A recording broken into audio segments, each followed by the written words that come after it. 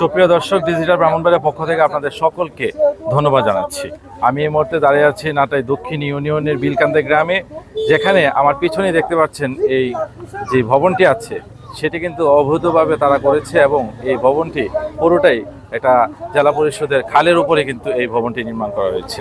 জেলা পরিষদের পক্ষ থেকে আজকে এখানে অভিযান চালিয়ে এই ভবনটিকে ভেঙে ফেলা হয়েছে এবং জেলা পরিষদ চেয়ারম্যান মোহাম্মদ বিল্লাল মিয়া ও নির্বাহী কর্মকর্তার যৌথ সমন্বয়ে কিন্তু আজকের এই অভিযানটি তারা পরিচালনা করেছেন।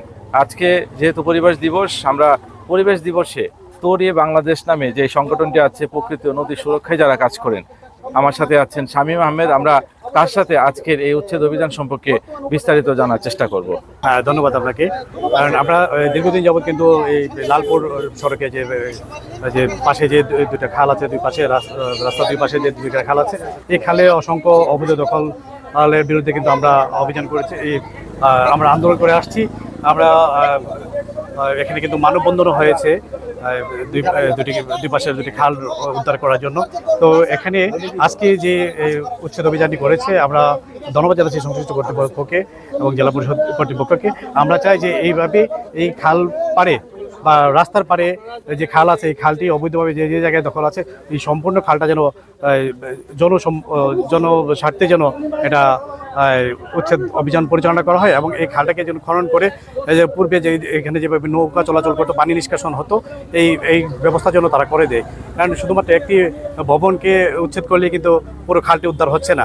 এখানে লালপুর পর্যন্ত, বিরাসার থেকে লালপুর পর্যন্ত বা এখানে বড় মার্কেট সহ এখানে যে যে স্থাপনাগুলো আছে সবগুলো উচ্ছেদ করে এই খালটি স্বাভাবিক প্রাকৃতিক যে এই খাল আছে এই খালে রূপে যেন ফিরে দেওয়া হয় এবং তা যেন এখানকার জনগণ যেন এই সুবিধাটি ভোগ করতে পারে, সেজন্য আমরা উদারতা আহ্বান করব।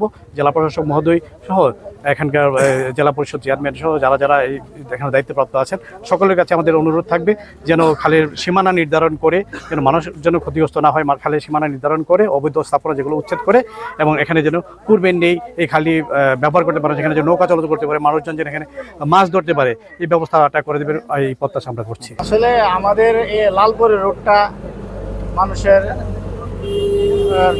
জেলা পরিষদের যে জায়গা আছে, মানুষের ওরা আর কি মানুষের এটা নিয়ে আসে করতেছে আর কি। আমাদের কাছে প্রত্যেকটা সময় অবৈধ দখল করতেছে। আমরা পর্যায়ক্রমে প্রত্যেকটা অবৈধ দখল যারা আছে সবারই পর্যায়ক্রমে ভাঙচুর করা হবে।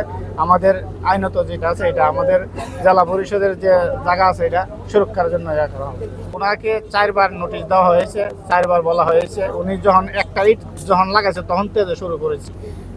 আগেও একবার আসছি, ওনার এখানে নিয়ে এসে আমাদের যে লেবার ছিল লেবারও নিয়ে গেছি, উনি আমাদেরকে বরণ সই দিয়ে এসে আসছে যে আর কাজ করা হবে না, আমরা 4 দিনের মধ্যে ভেঙে ফেলছি। না, হালের উপরে না, এটা অবৈধ না। এটা আপনার এটা আপনি 6 ফুট জায়গা পড়ছে, আপনার জানি এটা লাগে তারপরে কইছে ভেঙে লাগবো। 6 ফুট জায়গা পড়ছে, 6 ফুট না 10 ফুটের উপর ভাঙছে, এটা দুঃখজনক। দর্শক, এই বিল্ডিংটি ভাঙা হয়েছে এবং এখানে আমরা আপনাদেরকে জানানোর চেষ্টা করেছি বর্তমান পরিস্থিতি। এইটুকুই ছিল আমার কাছে এখন পর্যন্ত। সকলে আবারও আপডেট পেতে ডিজিটাল ব্রাহ্মণবাড়িয়ার পর্দায় থাকবেন।